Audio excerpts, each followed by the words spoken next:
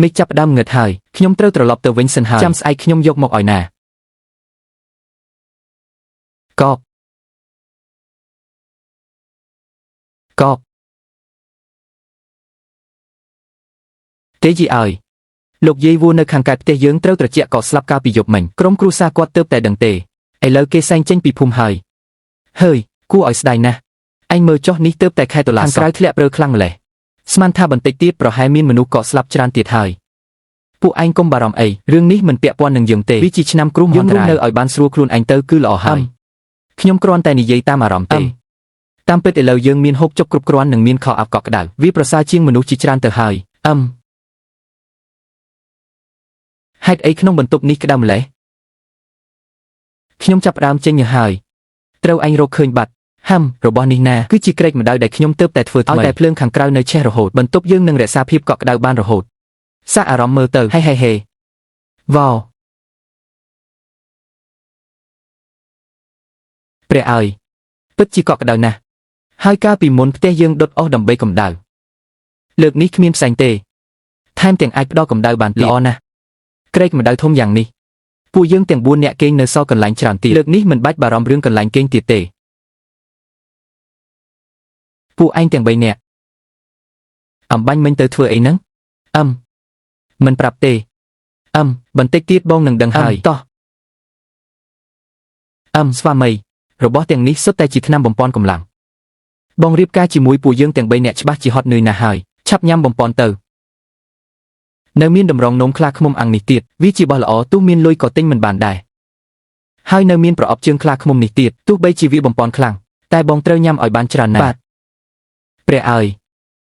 បងប្អូនស្រីទាំង3នាក់នេះចង់ឲ្យខ្ញុំងាប់លើក្រែហើយមើលទៅអញ្ចឹងខ្ញុំសាកបន្តិចមើលហាអាយ៉ា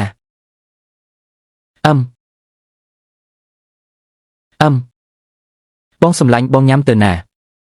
មិនមែនទេរបស់ស្អីគេខ្លះនឹងរញ៉េញ៉ៃពេញទាំងនេះសុទ្ធតែជាថ្នាំបំប៉នកម្លាំងខ្ជះខ្ជាយណាស់អាយ៉ាពួកអូនមិនបាច់ធ្វើបែបហ្នឹងទេសុខភាពប្តីរបស់ពួកអូនមិនដឹងច្បាស់ទេអីឲ្យមកប្រយុទ្ធម្ដងទៀតក៏នៅតែទ្រាំបានដែរបងអាចដោះស្រាយបាន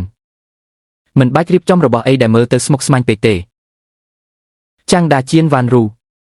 ពួកឯងនៅទីនឹងទេសើហើយនេះគឺជាមីងផាងកូនប្រសាររបស់យាយធ្មប់នឹងគាត់មិនមែនជាមនុស្សងាយស្រួលផ្ដេសផ្ដាសទេប្រសិនបើគាត់ដឹងថាផ្ទះយើងមានចចប្រកាសជាមានរឿងធំមិនខានចុះត្រូវធ្វើម៉េចទៅកុំបារម្ភអីចាំខ្ញុំទៅដោះស្រាយតាជៀនវ៉ាន់រូបើកទ្វារមកបើមិនបើកទ្វារទៀតទេអញនឹងបំបែកទ្វារឥឡូវហើយពួកឯងមិនមែនកំពុងអោបគ្នាដេកនៅឡើយទេមែនទេ